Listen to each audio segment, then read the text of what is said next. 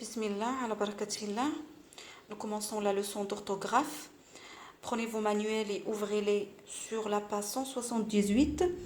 Allez à la rubrique Je réfléchis. Vous avez une consigne et vous avez un tableau. Un tableau avec des verbes. Vous les voyez. D'accord? Chaque verbe est conjugué au présent et à l'imparfait. D'accord?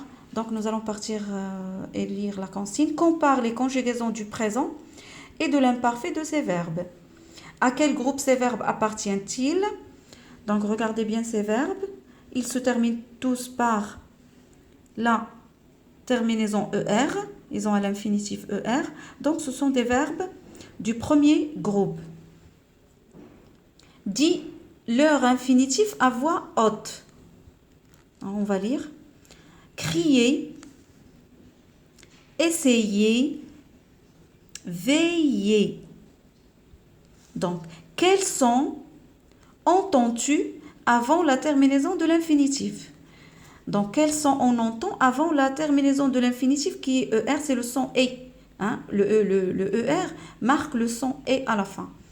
Donc, avant le E, qu'est-ce qu'on entend? Crier, essayer, veiller.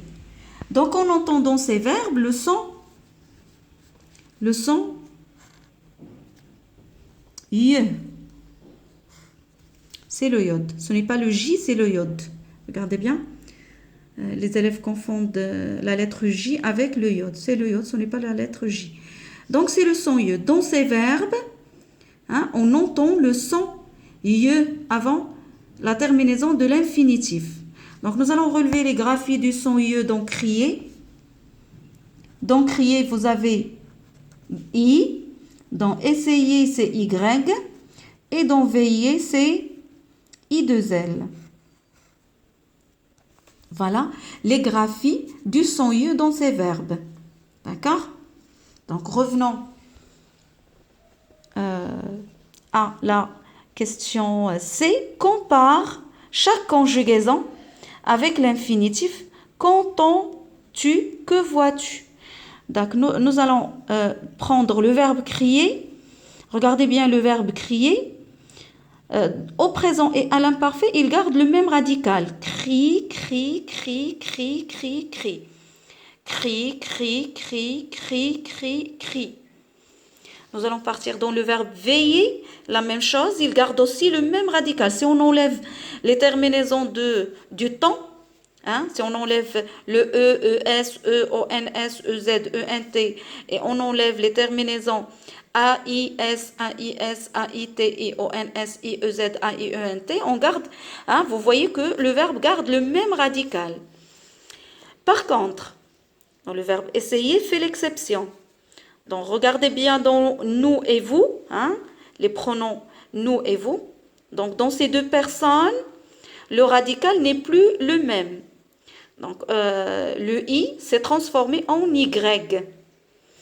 Et à l'imparfait, il a conservé l'Y dans toutes les personnes. Donc, nous allons partir maintenant dans compare la première et la deuxième personne du pluriel au présent et à l'imparfait. Donc, lisez, regardez bien. Nous crions, nous crions. Vous criez, vous criez. Qu'est-ce que vous remarquez? Vous entendez la même chose au présent et à l'imparfait. Nous crions, nous crions. Vous criez, vous criez. Donc à l'oral, ces verbes se prononcent de la même façon. Mais à l'écrit, regardez bien à l'écrit. Est-ce qu'ils s'écrivent de la même façon? Non. Donc au présent, après le radical, on a la terminaison ONS. À l'imparfait, regardez bien ici, le verbe double le I. Mais le premier I, c'est le I du radical, crie. Et le deuxième I, c'est le I de la terminaison. Donc là, il faut faire attention.